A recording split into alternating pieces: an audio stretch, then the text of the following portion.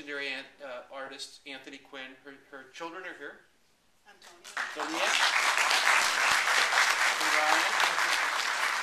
And from 85 until he passed in 2001, they worked very closely together in his life, and you're seeing a lot of his artwork here. It's incredible artwork and sculptures. He was very into his art. She established the Anthony Quinn Foundation in 2001, which is dedicating to promoting the importance of arts in all areas of education. And I'll let her tell you a little bit more about it. She was born and raised in Long Island. She graduated from SUNY Stony Brook with a BA in political science. I didn't know that. She resides in Bristol, and again, we just welcome her. Read that.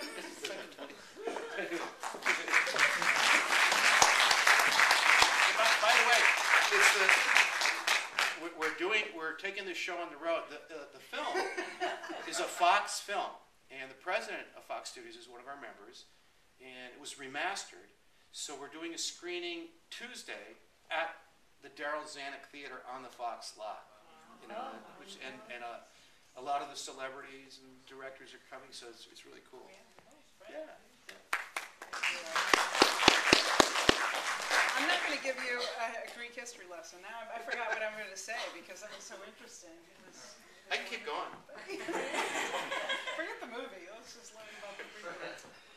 I'm just honored to be part of this and very happy that the National Hellenic Society has decided to adopt me as their Greek friend to represent a wonderful man who really embodied I think he gave life to that character from Nikos Kazantzakis' book, Zorba the Greek, that was already loved by so many Greeks, but I think and it was a struggle for him to become that character. He was going through a difficult time in his life when he was making that movie, and he wrote a memoir about that experience of becoming that character, which is very interesting, and I hope to publish someday. But it was, I think, as much as he gave the character and as much as he gave Greece, that the experience gave him a new outlook on life, and so it was a good match for both of them. And I'm proud to represent him and have that honor to carry on his legacy through the foundation that I started. You know, really the scholarship fund, which is our main program. I mean, we promote the importance of arts education, but our main program is the scholarship program, and we decided to help high school students because we modeled this program after Anthony's own experience. When he was in high school, he benefited from winning a contest, kind of like ours, and the prize was to meet Frank Lloyd Wright. And Frank Lloyd Wright was very influential in his life. He studied with him, he mentored him, and he guided him to go. He wanted to become an architect, but he ended up advising him to get speech therapy. He got an operation and then speech therapy because he mumbled and he had a speech impediment.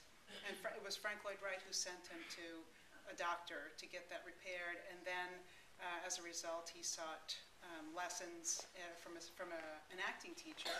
And he got his first opportunity as an actor. And that's how he decided to make a living, although he never left his artistic side, as you see. And that carried through his entire life. And I think that part of him, the drawing and the painting, helped him stay connected to the earth, because acting sometimes can take you off into worlds that, you lose touch with reality, I think.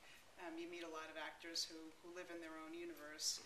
And one thing that surprised me when I met him, he was much older than me, but I didn't really know the extent of what he had done in his life. But as I got to know that, I was always astounded at what a normal person he was. And he was at ease with people everywhere, rode his bicycle, didn't ever have bodyguards, didn't ever make any special demands. And I think it was his artwork that helped him do that. He drew and he painted, and he loved kids. He loved being around the children and having them in his life. So I think starting the scholarship program that we have now is for high school students, and they enter a very competitive pool of students from all over the country, and they're artists.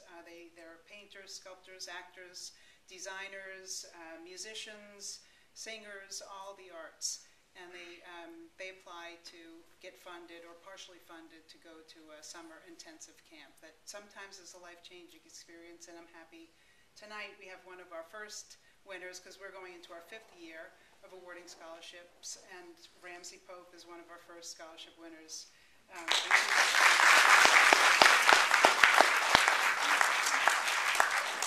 just wanted him to say a few words, because now he got the scholarship 4 years ago, and I wanted him to tell you about his program and where he went. And each student gets to pick where they want to go. They have to tell us why they want to go there. They have to make a case for why we should help them fund, and why it's going to make a difference in their lives. And that's part of it. We really want it to come from them. We want it to be passionate and something that we think is going to transform them as they go into adulthood and college. So go ahead, Ramsey. All right, well, thank you, Catherine. All right, so